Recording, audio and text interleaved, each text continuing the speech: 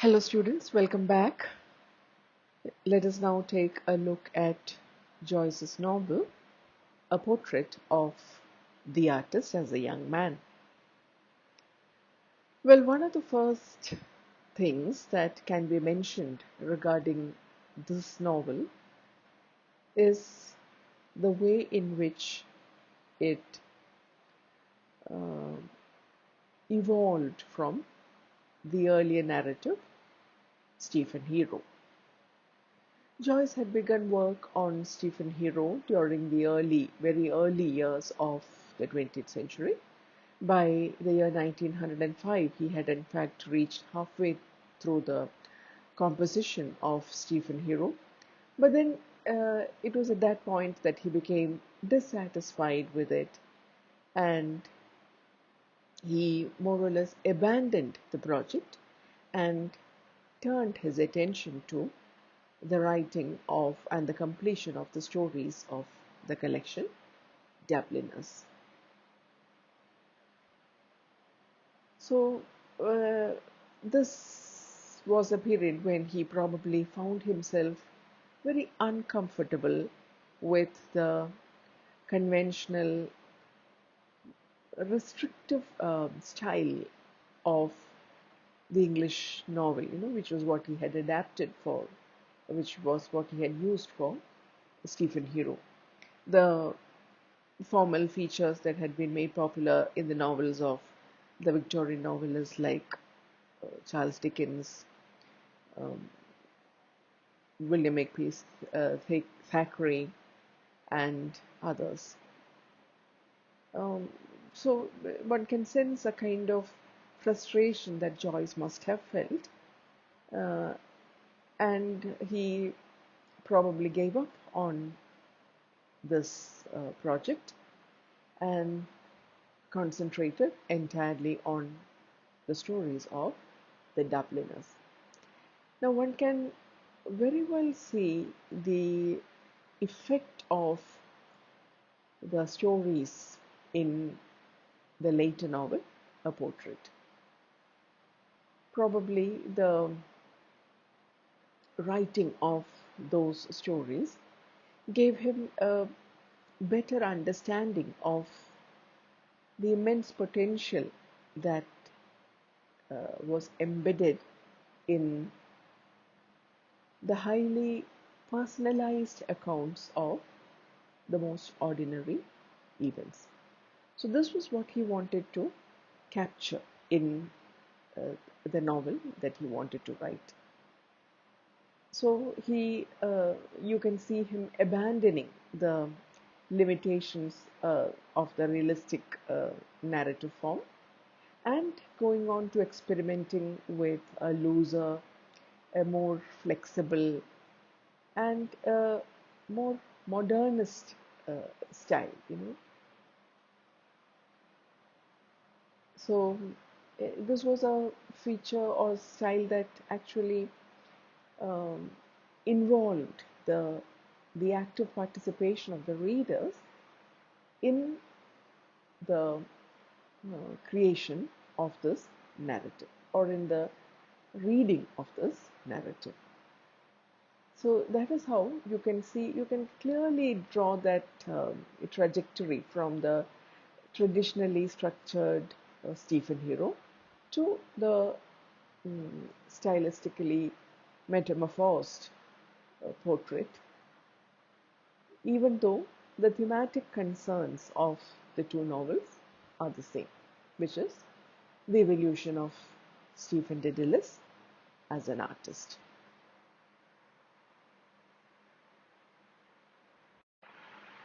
So a portrait began to appear in serialized form in the journal Egoist in the year 1914.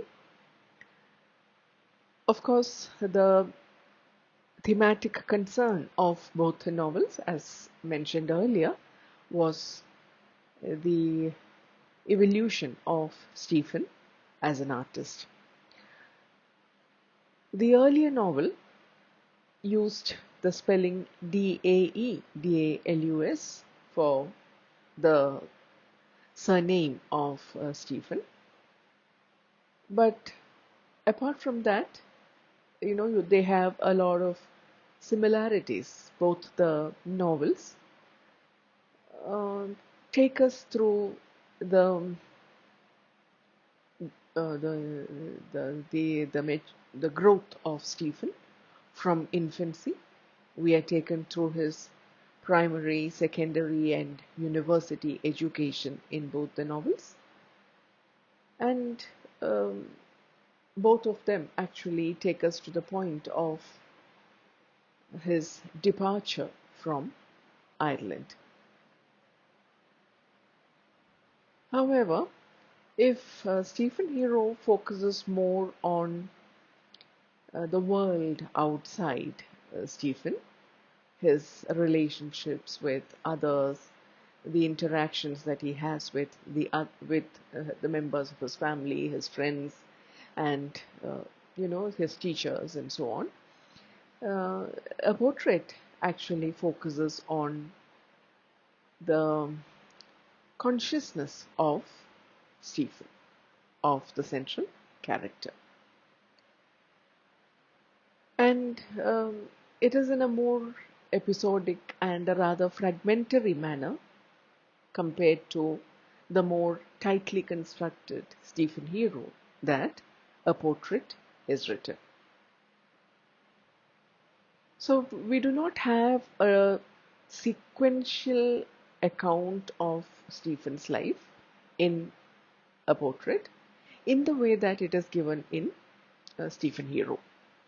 You have, these epiphanic moments, moments that are of great significance because they are moments of great revelation to Stephen. So it is these epiphanic moments that carry the narrative forward in a portrait, and these instances therefore break up the the plot into many different episodes, and therefore a lot of responsibility rests on the reader in the second novel in order to bring together these fragments, these episodes, and to resolve the apparent disunities into a mm, comprehensible narrative. Therefore, the reader is in many ways obliged to make the connections between these episodes, these uh, epiphanies, these instances, and therefore the chapters in a portrait.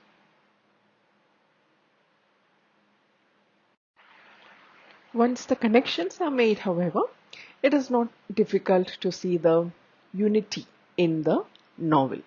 We end up, at the end of the novel, we are left with the feeling that this is a novel that, even though in a very different way, in a very fragmentary manner, in a rather modernist style, uh, it takes us through uh, a story which traces not only Stephen's growth and his maturity, his evolution as an artist, but also the way in which he steadily grows alienated from the social, cultural, and religious life in Ireland, the social, cultural, and religious establishments that uh, restrain him and stifle his imagination as a young artist. So we realize how the story points out Stephen's disillusionment, growing disillusionment with the major institutions that make up the Catholic Society of Ireland. Institutions like the family, the church, the the movement for um, freedom from England, that is the Irish nationalist movement. So, against the background of these events, these institutions, you have the experiences of Stephen foregrounded. And we realize how each one of his experiences leads towards enlightenment. Stephen gets enlightenment, um, and I mean, Stephen gets enlightened through each of his experiences, and uh, each episode, each instance, each event or each experience is one that uh, enlightens him about the oppressive and inhibitive nature of the institutions in the background, institutions that are rather hostile to what he considers precious in his life. It is thus that the novel takes us to a point where he is seen to be very determined uh, to wean himself away from this kind of society and dedicate himself totally to art.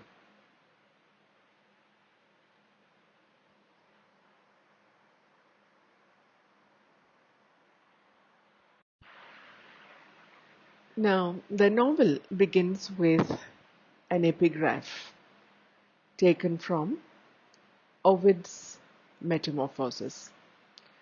It can be translated from, it can be translated to, he turned his mind to unknown arts. This, in fact, in Ovid's Metamorphoses, refers to the response of Daedalus, the heavenly artificer, the fabulous artificer, when he was informed by King Minos of Crete that he and his son would not be allowed to leave the island. So it is then that Daedalus created the wax wings, which would allow him and his son Icarus to soar away. Of course, it was this that also led to his son's death when he flew too close to the sun, with the result that his wax wings melted away. So, this epigraph is quite significant because it, in many ways, traces uh, the, the, the narrative movement in each of the 5 chapters in this novel, each one of which, each one of these chapters ends on a very high note, and the next chapter begins with something that comes crashing down. So it's almost like the flight of Daedalus and the fall of Icarus. Each chapter ends with a high note, and the next chapter begins with a very low note. And in many ways, the epigraph is also interpreted by critics as indicating the open invitation that Joyce or the author gives to the readers for interpretative freedom. So there is a kind of imaginative exploration that we, the readers, are invited to embark upon, so that we can open our eyes and minds and perceive new things with the new ways of seeing, of reading, with the new ways of reading.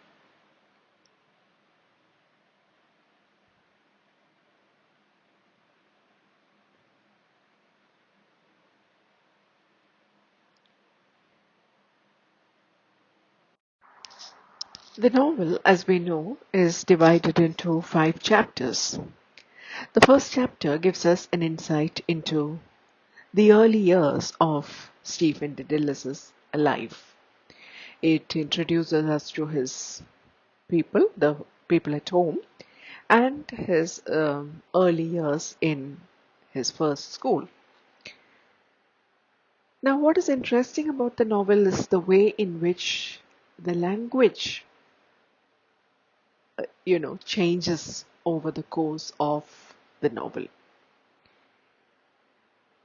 We first meet Stephen as a little baby, and in keeping with the age of the protagonist, the language of the early part of the first chapter is that of a small child.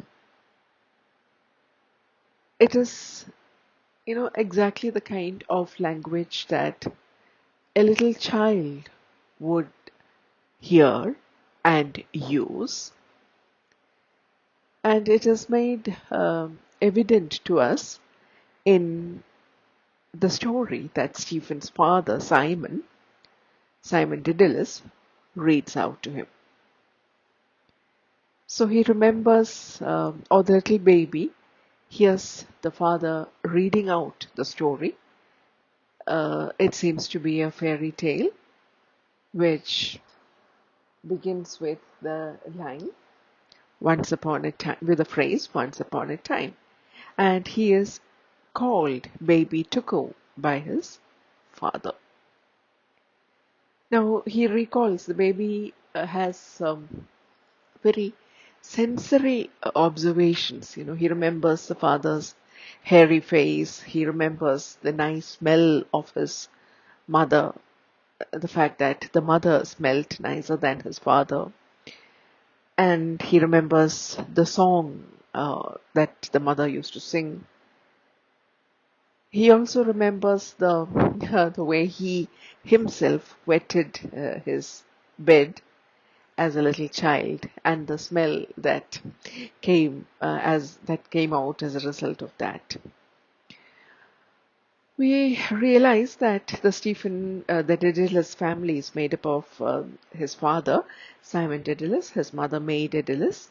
There are brothers and sisters younger than him, and we have 2 others who play significant roles in Stephen's life. One is his uncle Charles, and the other is his governess, Mrs. Dante Riordan.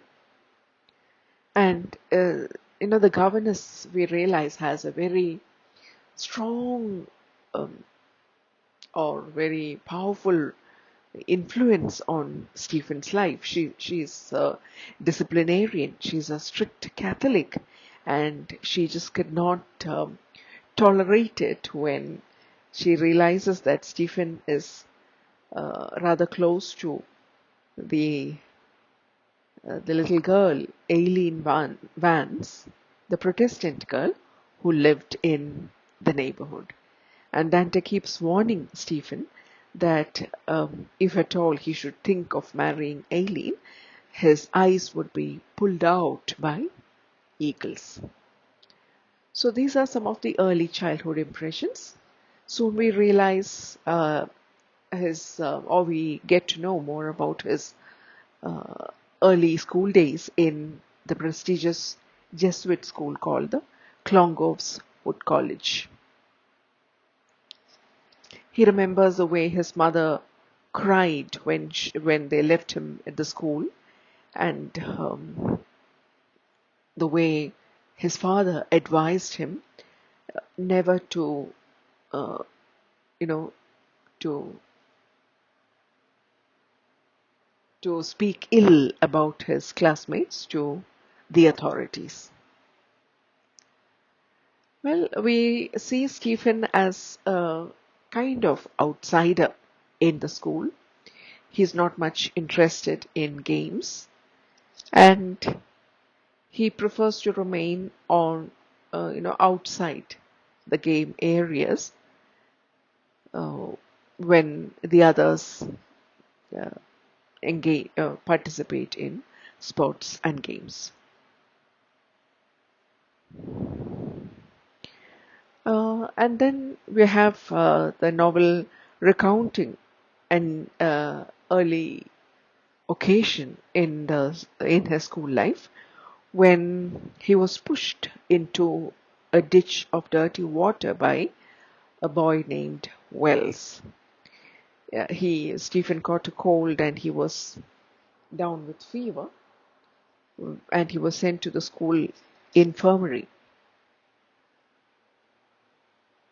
But Stephen did not complain about Wells to the others, and this is something which won him the recognition and probably the appreciation of the other boys. The next major event that is described in the chapter is his memory of a Christmas dinner.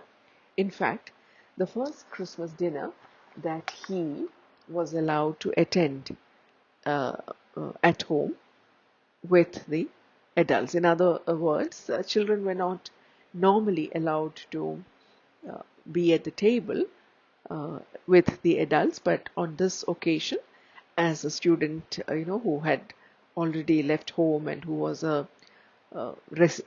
student in a residential school, he was given the privilege of attending the dinner or sitting along with his parents and the others at this dinner. But the dinner turned out to be a very uh, nasty, or it turned out to have a very nasty end, with the elders having a very heated debate. The discussion is mainly centered around the great Irish nationalist Parnell. He's a great patriot and much beloved in Ireland, who had just passed away. Now, the church had condemned this Irish nationalist because of some immorality, that was associated with him. It was discovered that he had a mistress, and so the church did not consider him as, worthy of much respect. Now, at this dinner at home, we have a guest named Mr. Casey and his father, Simon, speaking very strongly in favor of Parnell, and they disapproved of the decision of the Irish or the Catholic Church in Ireland to take such a stand on Parnell for a very personal reason. However, Dante, the fierce Catholic that she is, fully supported the church, and she believed that what the church did was absolutely right, and she had no regard at all for Parnell. So this is what leads to the heated argument with the adults divided on this matter, and it's a very nasty discussion or debate that is left in the mind of young Stephen at the end of this Christmas dinner. We also realize how the little boy's mind is now responding to the various factors that will influence him and his life as he grows up. You have his we get this realization that religion and religious matters and politics will play a major role in his life, as we will see in the later chapters. Yeah, and then the chapter ends with the Stephen going back to the school, and there is an occasion when he is unjustly punished by one of the teachers named Father Dolan. He had, he had his glasses had been broken, as a result of which he wanted to be excused from from his studies. But Father Dolan did not accept this excuse, and he just called him a schemer. And Stephen was caned in front of all the other boys. The rest of the students persuaded Stephen to report this matter to the rector. He did so. The rector was Father Conmy, and we see how the rector was very sympathetic to Stephen's case, and he promised Stephen that he would talk to Father Dolan and uh, do something about it. Uh, so these are the early instances in the life of Stephen Dedalus. We notice from the very beginning how the narrative, takes a different uh, path altogether. It's very different from conventional stories in the way that the language, changes, and there are many words which again leave the reader a lot of room for reflection, for rumination. For example, there is an occasion in the school when uh, the boys are about to be punished for some kind of an act of theft. I think somebody had stolen the wine, and nobody would report the matter. And when the boys were all summoned, there is one of the boys who uses a word like smugging. It's a word that Joyce has just coined. We really do not know the meaning of the word, but then it serves the purpose. So that word, the way the novel begins with the fairy tale phrase, once upon a time, and generally taking the narrative along in a very unconventional manner, the reader realizes how, there's a lot that the reader is expected to do in deciphering, in reading, and in comprehending the novel. Um, Another important aspect of the first chapter is the way we realize the nature, the sensitive nature of Stephen, the way he responds to events in the world outside. We realize that he's a very sensitive child, and that it is a different, he responds to things and people and events in the world outside in a way that is very different from uh, others. So these are the impressions that we gather in the first chapter. Chapter 2 begins with Stephen having some mature conversations with Uncle Charles.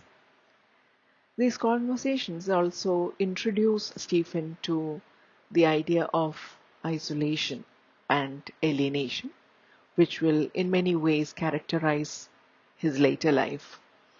Uh, it is Uncle Charles who is in fact isolated because being a heavy smoker, he is advised by Stephen's father Simon to spend his smoking hours in an outhouse. So, Stephen gets to meet a person who is alienated, who's made to be, uh, an outcast, and with whom he has some mature discussions.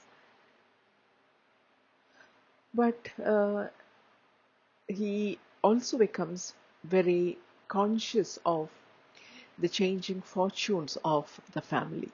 The family has had to shift from the earlier prosperous neighborhood of Radgar, where Stephen was born, to a more mm, uh, a less sophisticated suburb of Dublin called Blackrock. So Stephen becomes more and more aware of the financial problems that the family faces, mainly because of a result of his father's financial ineptitude, or the clumsy way in which he handled his finances and his drunken ways. Now, as a result of these financial problems, it is quite clear to the family that they would not be able to send Stephen back to Clongowes, a very expensive and prestigious Jesuit school of Clongowes College, and therefore, with the help of Father Conmee, who had been Stephen's savior in the first chapter, they somehow managed to get Stephen and his brother Maurice admitted in another Jesuit school, Belvedere College in Dublin. So, Stephen's life there is very different from his life in the earlier school. While he was more of an outsider and a loner in Clongowes College, in Belvedere, he does extremely well, and he's soon, noted for his uh, brilliance, for his academic brilliance. He is elected as the class leader. In spite of all that, however, he still maintains uh, an aloof front. Now, a journey that Stephen makes along with his father Simon to his father's uh, native town of Cork is an important event described in this chapter. The trip is made in order to sell off the last remaining family property of the Dedeleses in order to somehow pay off the accumulated debts. And while he, during this journey, Stephen, it's quite clear to us that Stephen becomes steadily alienated from his father and his very drunken ways. We also, observe Stephen experiencing one of the early epiphanies of his life when he is taken by his father to his own school uh, in Cork, and there in the uh, in the college, in Queen's College where he studied, where his father studied, Stephen happens to visit the anatomy theatre, and there on a desk he notices the word fetus engraved in the wood, probably done by some student in the past. Now, this word it's a very loaded word, with all its sexual connotations. It is something which has a kind of burning, which leaves a burning impression on Stephen's mind.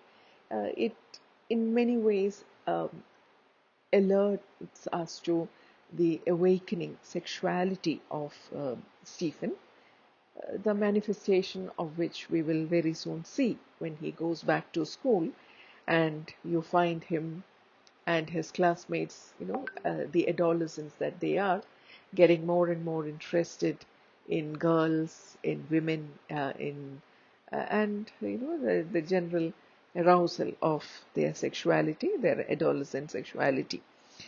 Um, we also notice the way we see how Stephen is doing so well in his in this new school. He wins a prestigious prize for an essay that he writes, that he has written. He wins a prize money of £33 a handsome figure at that point of time. And very soon, you know, following his father's footsteps, more or less, you find him just exhausting the whole money in no time at all by buying gifts for for the members of his family when he goes back home. And the chapter then ends with Stephen feeling very restless and then having sleepless nights. And ultimately, we see him running to a brothel house.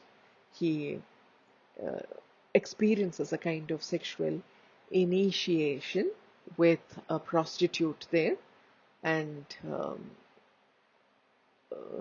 it is clear that Stephen, who's very self-conscious, remains more or less inert during the entire process, and it is the prostitute who makes the moves and gives him uh, his early initiation into sexual encounters.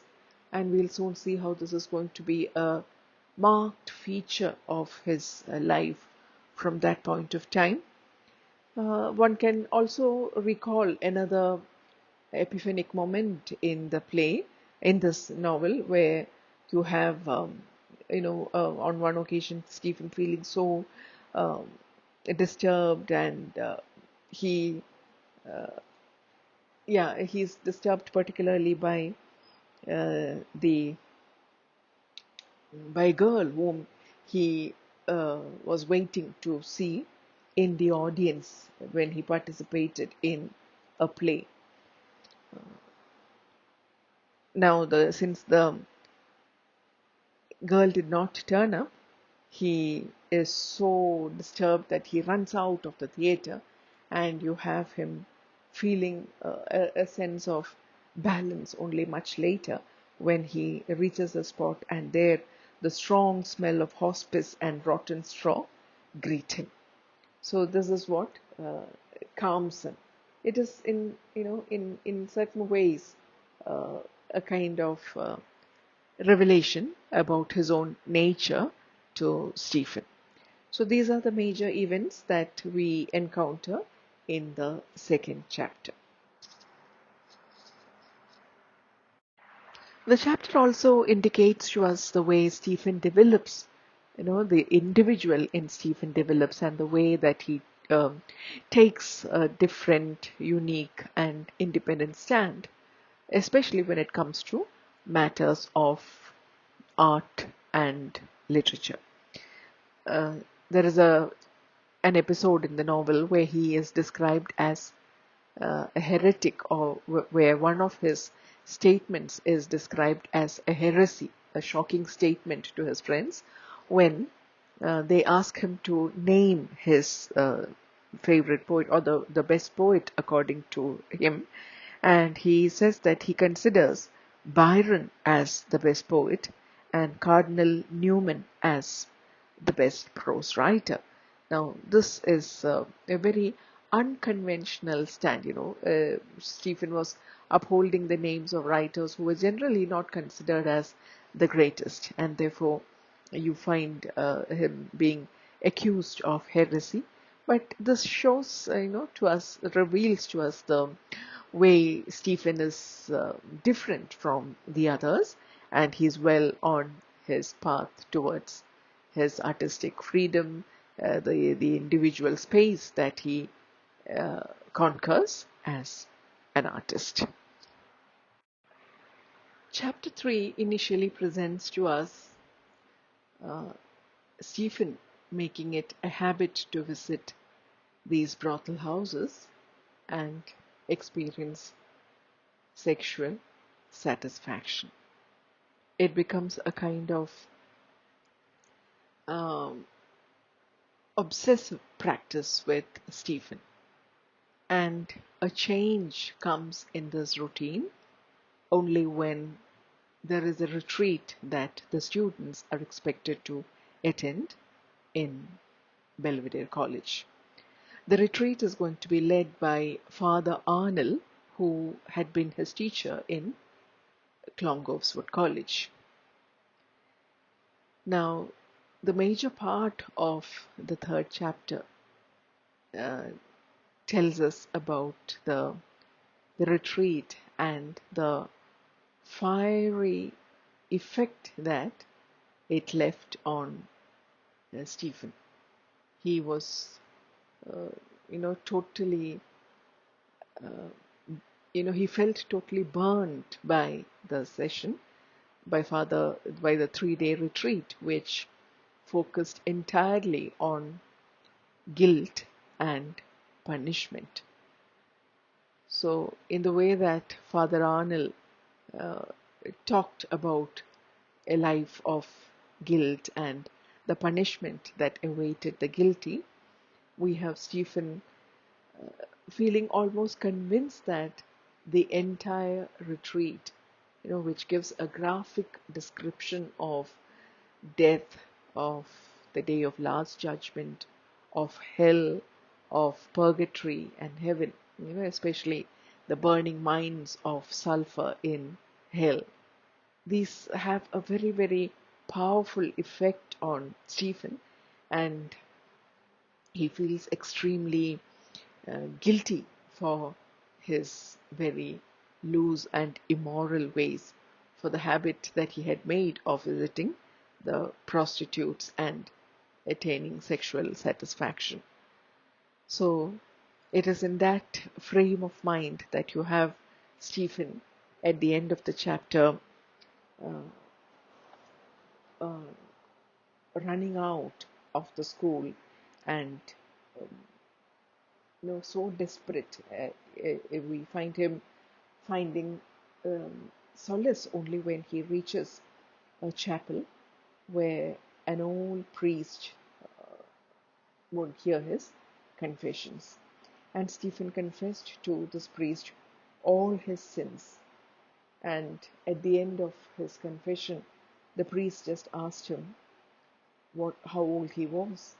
And when Stephen replied that he was 16, the priest seemed to, feel very disturbed for the sake of Stephen, and he went on to comfort Stephen and give him many words of advice and warning. So Stephen did feel quite light and unburdened at the end of this confession, and he decided then to lead a life of repentance so that God would punish him. So he received Holy Communion the next morning and made up his mind to lead a life of piety and uh, repentance from then on. The fourth chapter begins with the presentation or the picturization of an extremely pious Stephen. Stephen dedicates himself heart and soul and body to prayer, and we find him dedicating each day of the week to a separate kind of worship. He carries the rosary in his pocket so that he could be praying even when he was walking casually. And we find him subjecting himself to the worst kind of physical torture. He mortifies his senses of sight, hearing, smell, taste, and touch by denying them any kind of pleasure. He deliberately turns away from anything that would delight his sense of sight by closing his ears to any delightful sound, by shutting himself off from any kind of fragrance or taste or touch. So it's a very rigid discipline that Stephen imposes upon himself.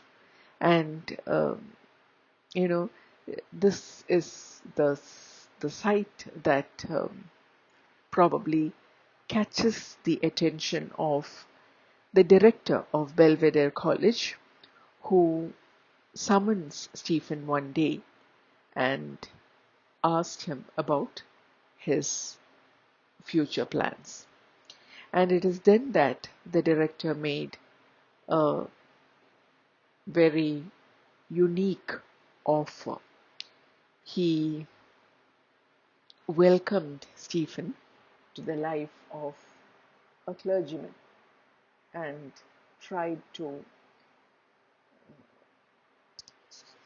tempt Stephen with the with a vivid description of the power that priests alone enjoy on earth. So he extends to Stephen the invitation to join the Jesuits, the Society of Jesus, the Jesuits, and become a priest. He says that, no king or emperor, not even the angels, have the power that the priest of God has on earth. So this unique offer is something that creates a kind of stir in Stephen's mind. He has a brief vision of the life that he would probably enjoy as a priest, armed with secret knowledge and secret power.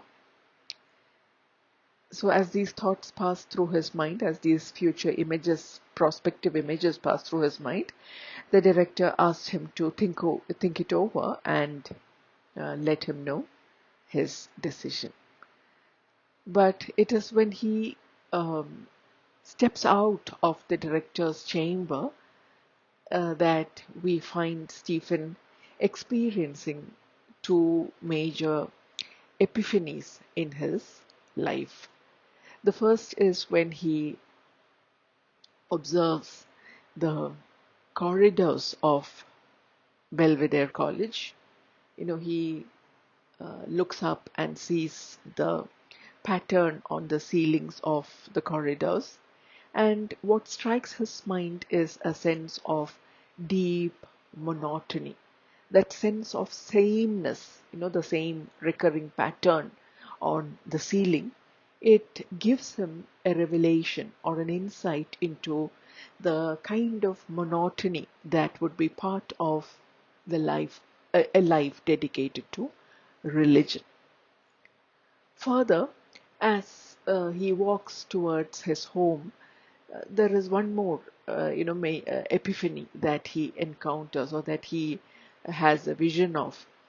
He happens to pass a shrine of the Blessed Virgin Mary, and he goes towards the shrine and touches the statue or the marble statue, and what he feels is a sense of great coldness. It does not awaken in him any feeling of warmth or any feeling of joy. He's left with that cold feel of the spotless white marble statue of the Virgin Mary.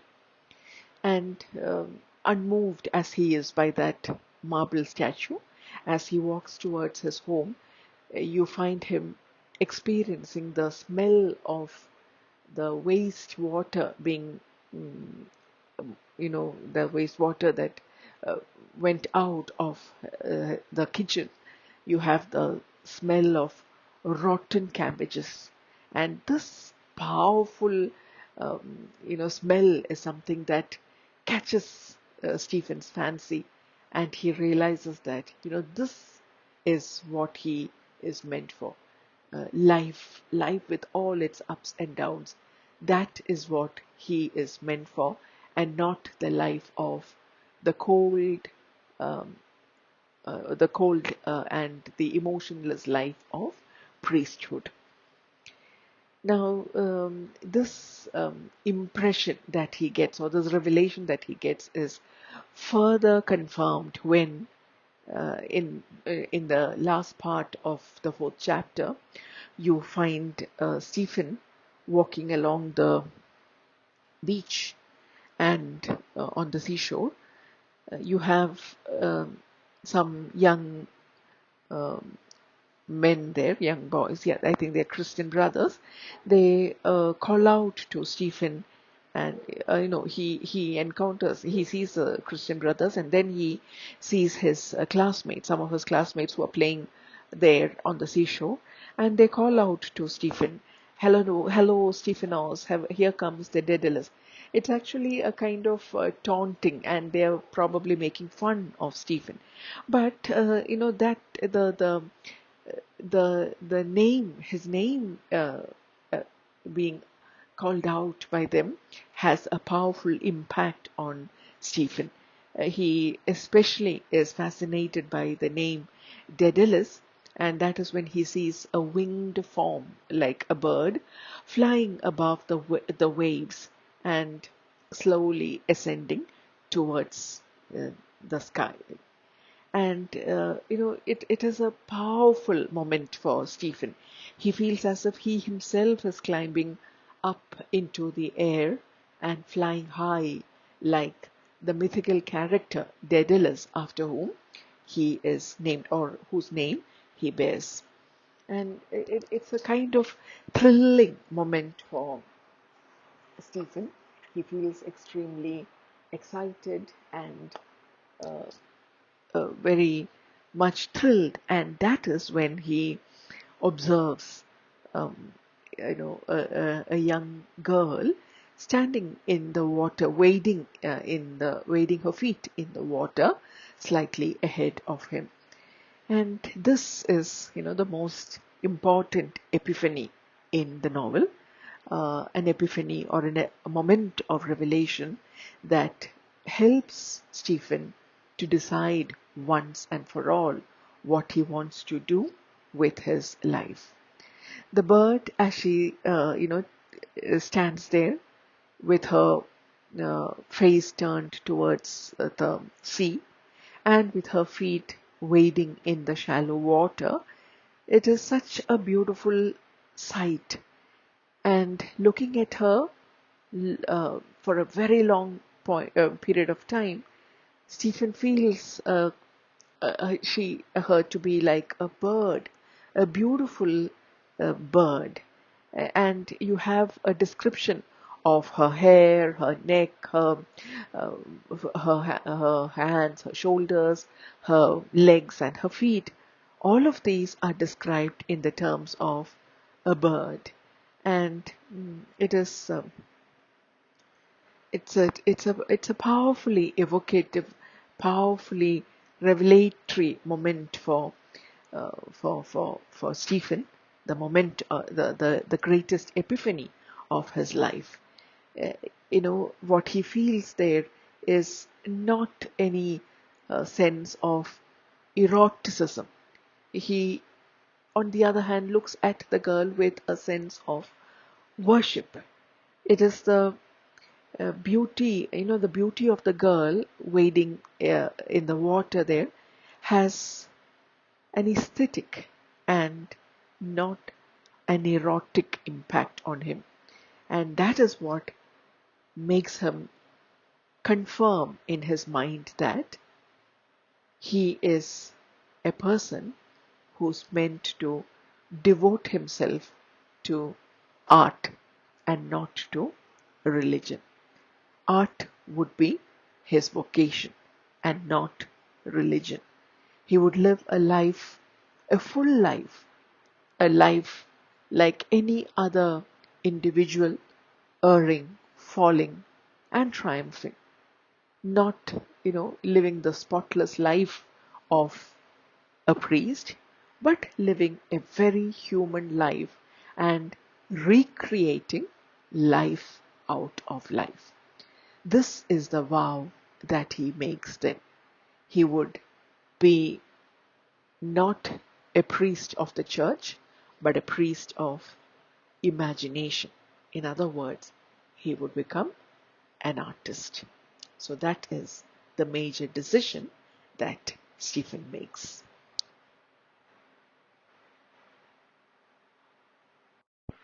After the high note on which the previous chapter ended, we have the fifth chapter beginning with the very low and unhappy situation in the Daedalus household, which faces serious economic issues.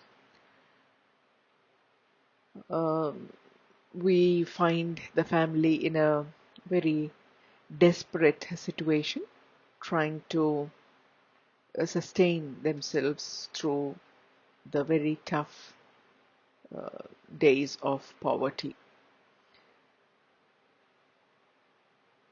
However, Stephen has joined the university, and it is during his visits home that he himself senses his growing alienation from his family and uh, by extension his break with the country of Ireland itself and his full devotion or commitment to art. So, one after the other, Stephen seems to reject the institutions that have, established themselves very strongly around him. The Irish freedom struggle, the Catholic Church in Ireland, and his family. So he breaks away from each of these, and it is thus that he devotes himself entirely to art. So this chapter is mainly notable for the discussions that he has with his friends in university, uh, discussions which reveal to us quite a bit about his theory of art. So Stephen's aesthetic theory, that is what this chapter gives us. Uh, his friend Davin, with whom Stephen shares a very close relationship, is the one to whom Stephen confesses that he just cannot give himself over to the freedom movement in Ireland, and he considers Ireland to be a sow that devours its own kids, its own children. In other words, it's like a system that does not help its people to grow. So in his opinion, Ireland has a history of, or the Irish freedom movement has a history of hypocrisy and betrayal that surrounds it, and it therefore uh, tempts rational human beings away from giving their loyalty to the cause of Ireland. We have him then engaging in discussions with his Lynch, friends Lynch and Cranley, and we get to know about the major influences on Stephen with regard to his aesthetics. He calls his theory a combination of the ideas of Aristotle, the Greek critic, and Saint Thomas Aquinas. So he calls it applied Aquinas. Now, with regard to Aristotle, he says, he holds Aristotle's theory regarding catharsis in very high esteem. At the same time, he feels that there is something incomplete in Aristotle's theory, because even though he spoke about the catharsis of the feelings of pity and terror, Aristotle did not adequately define pity and terror. So Stephen says that pity is a feeling which arrests the mind in the presence of that which is grave and constant in human suffering, and it is pity which unites the mind with the human sufferer. Terror is the feeling which arrests the mind in the presence of whatever is grave and constant in human suffering, and it unites the mind with the cause. So pity is what you feel for the sufferer, terror is what you feel towards the cause of the suffering. Yeah, and then he extends his theory of Aquinas, and quoting Aquinas, he says that uh, he tries to define beauty. Those things are beautiful, the perception of which pleases you. So the first criterion of beauty is that it pleases. It gives you pleasure. Then he makes a distinction between the useful and the creative arts.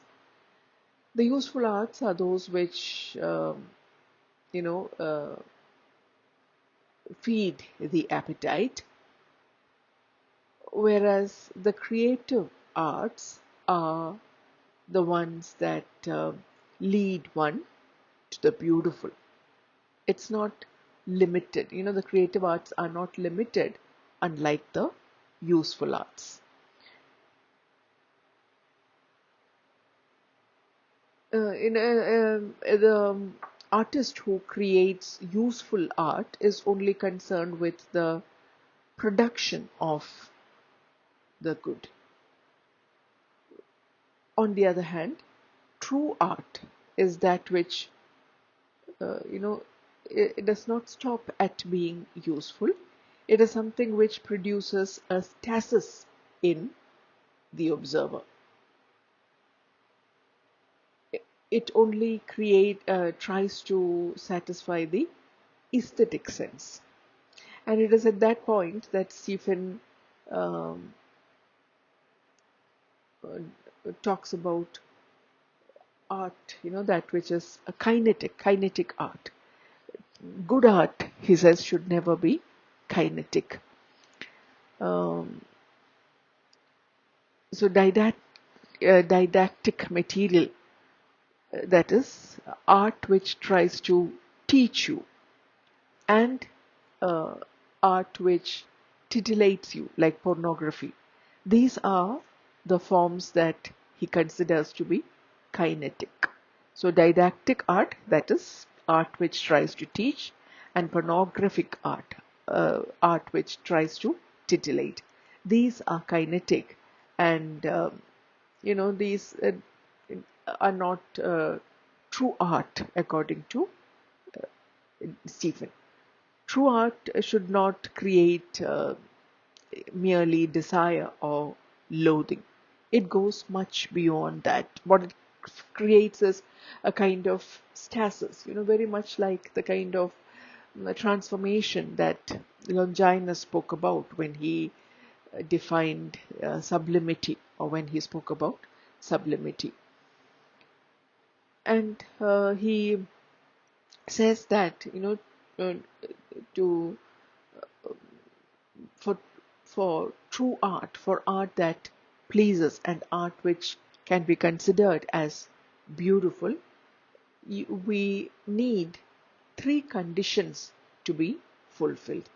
So the three qualities that are necessary for true art are wholeness, harmony, and clarity or radiance.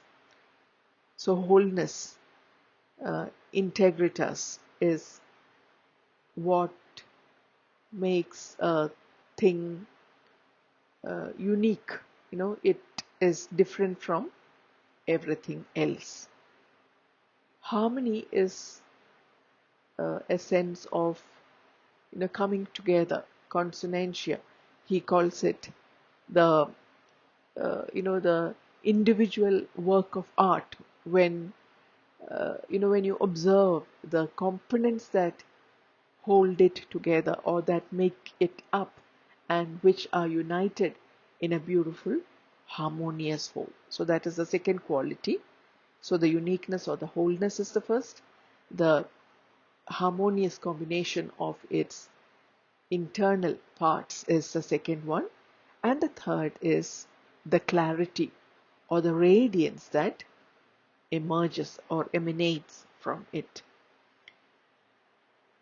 And finally, Stephen distinguishes between three kinds of art forms: the lyrical, the epic, and the dramatic. The lyrical is the kind of art in which the artist is, or the artist gives uh, expression to personal. It's a very, very personal kind of artistic expression, the lyrical.